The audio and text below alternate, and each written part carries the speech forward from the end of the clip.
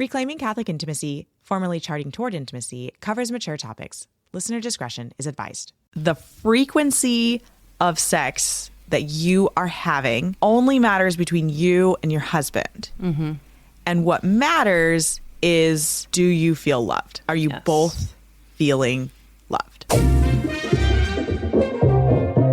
Welcome to Reclaiming Catholic Intimacy, the podcast for Catholic women that helps you improve your sex life, strengthen your marriage, and embrace God's design for love. My name is Ellen Holloway, and joining me today is my semi-regular co-host, Kathleen Chovanes. We're not going to give you numbers. You are not going to get that on this episode for a reason. Plenty of other podcasts that'll give you that. Yeah. Oh, yeah. If you really need to look at averages, although we are going to make an argument that you shouldn't in this episode. Yeah. But if you really need to know, just Google it. There's plenty of studies. There's plenty of data studies. They're low quality because they're self-reported, but blah, blah, blah, blah, blah. It doesn't really matter. It does not matter because the frequency of sex that you are having only matters between you and your husband. Mm-hmm. And what matters is, do you feel loved? Are you both feeling loved? I mean, that's really it. Like, we could just stop the podcast now. We won't. Yeah.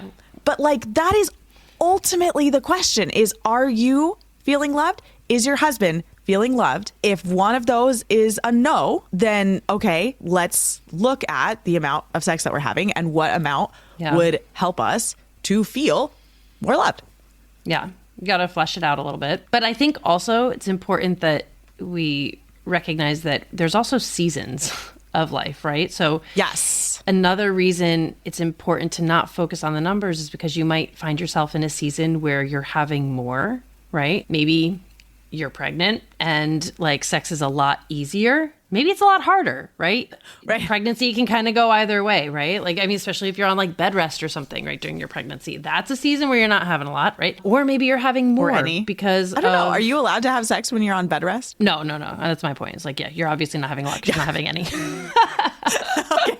I was like, what? Not a lot means none. But, or maybe you're someone that when you're pregnant, right? Like hormones are kind of all over the place and you desire it more, like you're having it more. And that's great too. But that's a season, right? And we thank God for those seasons. Those seasons aren't always going to be there. They're not always going to last, right? When you're back, I mean, I'm just using pregnancy as an example because that's where I am right now, but any season, right? Maybe it's just a season of high stress or, you know, or a sickness, right? Or whatever it is that's affecting your frequency. They're just seasons, right? And so it's hard to say, oh, this is how much sex you should be having, when in reality, that's not true for every season. Yeah. Right? Like you're going to have more during some seasons and less during others. But I think that still goes back to the fundamental question, even in those seasons of maybe less frequency, are you feeling loved? Is your spouse feeling loved, right? And if not, okay, what do we need to alter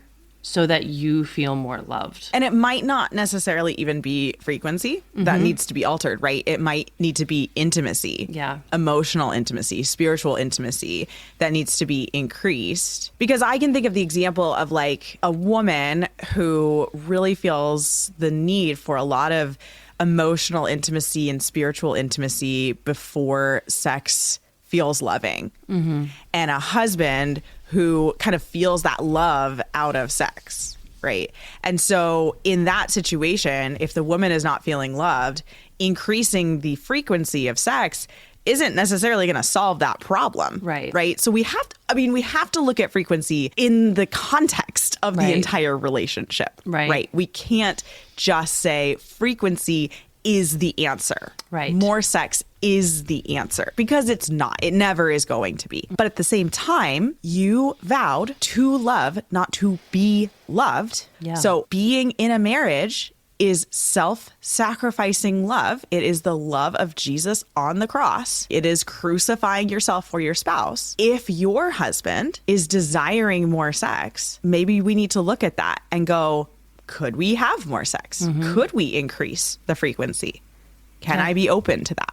right? And this is not out of a duty or obligation or checkbox. This is out of love. This is out of the fact that I want to give myself as a full and complete gift to my husband. And there is something that my husband desires. And can I freely give that gift? Because it's not a freely given gift if you're going, oh, I have to do this because I'm his wife. But at the same time, there is a duty because you have to do this because you promised to do it, right? In a sense, it's like you promised to love. You Correct. promised to love. Like I need to make sure it's very, very clear. You do not have to have sex because you promised to have sex. Correct. You have to promise to love. Yes. You have a duty to love. You do not have a duty to have sex ever, ever, ever, ever. You have a duty to love. You always have a duty to love. Yes. And in many, many, many cases, fulfilling that duty to love can be fulfilled by having sex, right? Yes. You are never obligated to have sex. That is not what the Bible says. That is a complete and total misunderstanding. It is a slight mistranslation because we're taking the Vulgate translation and then we're translating it to English, which means we're double translating. Right. Instead of translating from Greek to English, we're going Greek, Latin, English, right? So we're getting kind of weird, like words that don't quite make sense. Go look at your RSV Bible and you will not see the word marital debt in there. It's slightly a mistranslation. Like it doesn't actually translate properly into English. Yeah. Anyway, that's another episode. But that's an episode that Ellen's very passionate about too. Maybe it'll pop up here. But yes, no, and that's my point is that you have a duty to love, and sometimes that might be fulfilled best through sex. Right. But Absolutely. Ultimately, your duty but in a way is that's to love. freely given. It is not obligatory. Like that isn't loving in a way. If you're just doing this out of, oh, I have to check this box, you're not freely coming to the act, and you're not coming to the act totally because you're going, oh, I just have to check this box. Right. Right. And you're kind of like disassociating. If you're disassociating, you're not coming to the act fully. And that's not fulfilling your wedding vows. Right. I would kind of challenge anyone in that spot though, which we've all been there, and totally. I mean we'll be there again for sure, right? But if that is where you find yourself as like, oh, I have to check this box, that seems like it needs more. I don't know. I don't think the answer to that is just like, okay, well, just don't have sex. Maybe like in an instance, but ultimately what needs to happen there is some like mental work, right? Like, why does this feel like duty to me? Why does this feel like another task that needs to be checked off the list? How am I thinking of and approaching sex that's what this feels like? And we have to reframe sex in our minds for what it truly is, right? And kind of get that perspective into our minds versus just oh yeah, no, it's another thing. So there's some like work that I think we can do there so that we do free ourselves up to have more sex, right? Like with our husbands, if that's what we need. In doing the mental work, we really free ourselves to love our spouse in the way that they might desire to be loved. Absolutely. And then at the same time, this involves communication with your spouse. What do you need in order to feel loved, in order to be open and interested and willing to give yourself his gift, right? I say that, you signed up to love, not to be loved, but that doesn't mean you can't explain to your spouse, hey, this is how you can, because your job is to love me, right? This is how you can love me best, right? There's nothing wrong with explaining that and having that conversation and finding what those things are that will help you feel loved. But ultimately, the only thing you can change is you, right? So we want to work on that mindset. We want to understand why is this feeling like a duty? What can I change about the way that I'm thinking about sex that will make this not a duty, right? Because a lot of us, if you took an inventory of the thoughts that you have about sex, they're pretty negative. Yeah. I mean, you're thinking about sex like you're thinking about cleaning the bathroom. And like, it makes sense that you don't want to do that more than like once a month. I mean, I would way rather just clean my bathroom once a month. I hate cleaning the bathroom. But like it gets dirty by day like 5, right? Yeah. So I feel like I'm pushing it by doing it once a week. Anytime you have little boys, you're cleaning that thing way more frequently. Oh my gosh. So much mopping of the floor. So much wiping down of the walls. It's like, why? Guys, why? I know, right? So hard. Why is this so hard? Oh my gosh. My 4-year-old like isn't even that tall. And I'm just like, how do you even, you're just right there. It's not even like you're trying to aim. It's just like, it's just there. Anyway. Yeah. I'm in this phase where it's just like, can we just wipe down the seat when you're done? That's it. Just wipe the seat when you're done. And they're not getting it yet. I don't know how much longer it's going to take, but they're not there yet. Even my 11-year-old is not there yet. It's quite infuriating.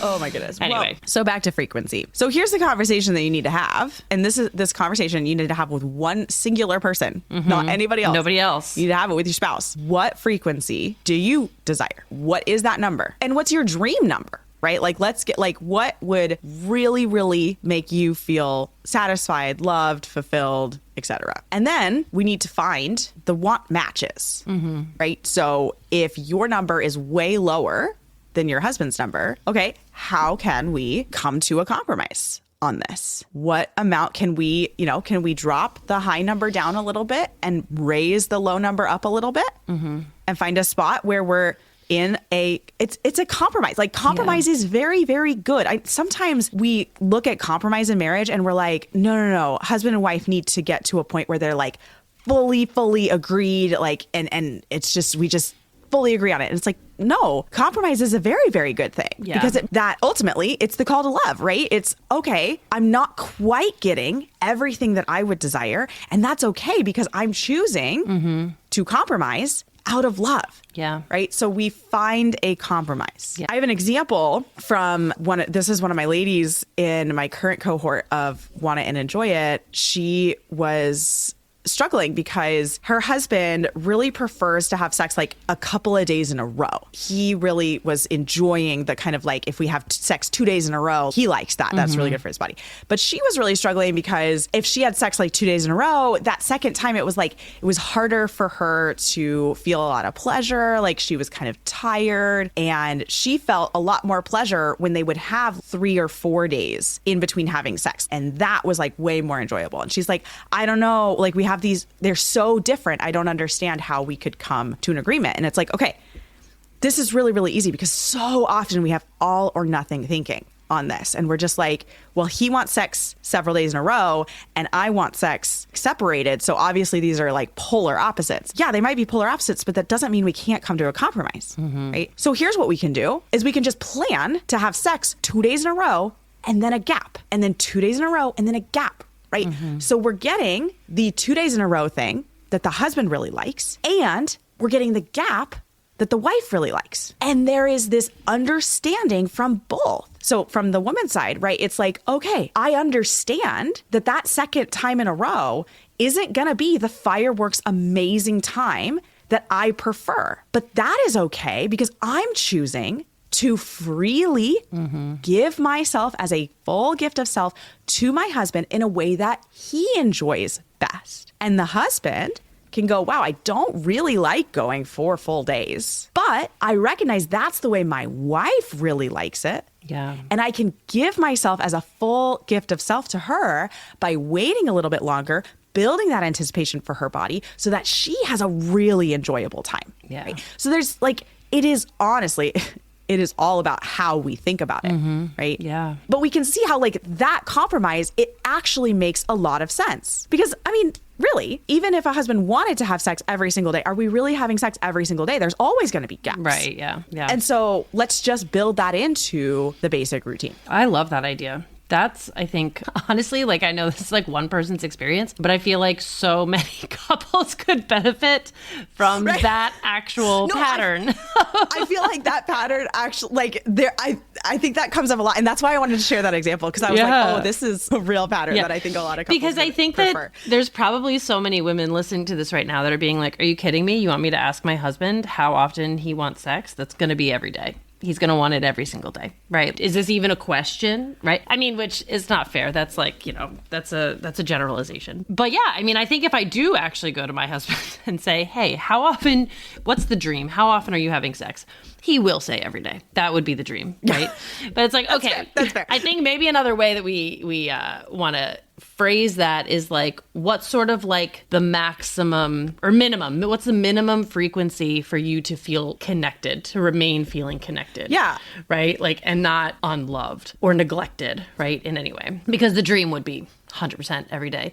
But regardless, I think that the biggest thing is that this is a conversation. Yes, right? You know, exactly. It's not like we're asking one question and we're getting a singular word answer and then we're going, okay, great, that's the number. Right. Like let's have this conversation. Let's talk about what's the dream, what's the minimum, what's a middle ground that would really help you feel like, you know, and finding, again, we're having this discussion to find an idea of how often, right? Because again, we might have an idea of this many times per week is going to be amazing, but then that like barely ever works out. So like, I'll give the example of working out. Like we might have a dream that like working out 5 days a week is the ideal. That is an incredible number of workouts. 5 workouts in a 7-day week. Incredible. How many weeks does that actually happen? You know, depending on your level of commitment to your workout routine. I think a lot of weeks, all 5 of those workouts aren't happening. That's how I treat my workouts, right? I've got a goal and then I recognize, okay, yeah, you know what? Things happened this week that I wasn't expecting. And unfortunately, I missed a couple of days of my workouts, but that's okay because I always have this goal that I'm shooting for and I am not beating myself up about not reaching that goal. But also, when I don't reach that goal, I look back and go, how come I didn't reach that goal? Like, what could I have changed? What could we have done differently? And I think that's a healthy way to look at frequency is what is our number that we're shooting for? And this is where, ladies, this is where scheduling sex can really, really help because then we're making sure that we are setting aside that time to prioritize it and we're not just letting the week happen and it's just going away. Right? It helps so much when my husband and I sit down at the beginning of the week and go, okay, we want to work out 4 times this week. What days are those workouts happening? Right? Same thing with sex. Same thing. And I want to also mention this only because when I listen to podcasts or anything on frequency, I always feel like they never apply to me. Because there's never a discussion of like NFP or fertility cycling, right? Stuff like that. And so it's like you guys are talking in these very general terms of like, oh, every how many times a week, right? But like not every week or is the same. Every couple of days. Right. Or, you know. So really, like when we are talking about frequency, any of you that are practicing NFP, which is probably most of you, right? And in a period of avoiding pregnancy, the frequency is going to change, right? Again, this is like there's seasons and you can't look at it as so many times per week, but more like, you know, so many times per month maybe, or even break it up into like phase 1 and phase 3 frequency. Like this is how often, this is our frequency in phase 1. This is our frequency in phase 3. That's beautiful. I like that a lot. Because really in phase 1, you really shouldn't be going every day, right? Necessarily. I mean, if you're following the rules for your method. Most methods in phase 1, you have to every other day. Have a day.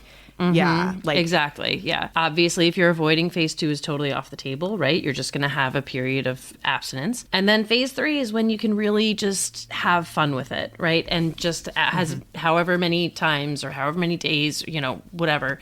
And, you know, you can look at your chart and you can say, okay, we've got about an average of, I don't know what, 7 to 10 days in phase 1, like whatever your average is, like you can kind of do the math to figure it out, right? Like, okay, how many times do we want to... You have long cycles if you have 7 to 10. Sorry, I'm including your period. I'm including your period. Okay, yeah. So that's right. If you have a method that is not allowing your period days, then that's going to be very, very different. Yeah. I mean, like symptothermal, you're going to have like a minimum of 5 to 6 days, and then maybe add a couple more days on there. If your period is available. Right. Like I'm saying, I don't typically. My fertile window usually opens around day 10. Right. So mine opens a little earlier. Yeah, and but this is the point, right? That every woman's a little bit different. So you look back at your charts, you look at your cycle, you figure out your average, and you say, okay, if I have 7 days in phase 1 or 10 days in phase 1, whatever it is, how many of those days do we want to aim for, right? Are we okay with period sex? All of those things. And then once you're in phase 3, okay, now phase 3 is a totally different beast. What do we want in phase 3, right? How many days are we looking for? A lot of these like conversations come from such a secular viewpoint that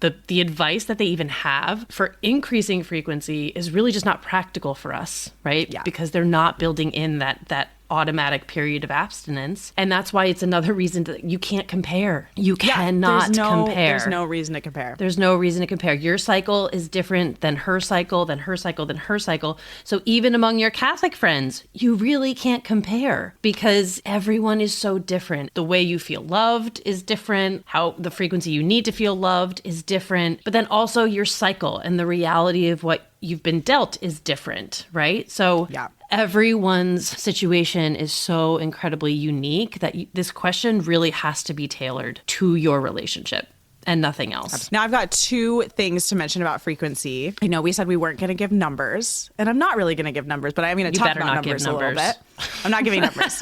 No, I'm going to talk about two things that do have to do with numbers. Okay, so now the first one is, it is very common for people to say, and your husband might say this to you, oh, there is a biologic reason the man's body has to ejaculate within 72 hours. And they're like, well, it's a scientific fact. I will tell you that is absolutely untrue. The 72-hour rule was a made-up rule in the book Love and Respect. This is a Christian sex book. It was literally made up by those people. And then that book, Love and Respect, was so popular and everybody took it as canon that then pretty much every Christian sex book after that book took this 72-hour rule. And they said, this is the thing. This is true. Men have this biologic need after 72 hours to release themselves. That is not based on any scientific evidence. We know for certain that is untrue. Like, we can prove that is untrue because, one, you can look at your own marriage. If you have kids, you probably went somewhere between 5 and 8 weeks without having sex after you had a baby, and your husband did not die. He may have wanted to, but he didn't. He may have wanted to. I'm sure he wanted to, but it is untrue. There is zero scientific evidence for any need of the man's body to release itself after 72 hours. So if your husband is like, oh, this is a fact, you can say, actually, it's not. And you need to have a conversation about that of, look, it's not a biologic need. I understand that you want to, but it is not a biologic need of your body.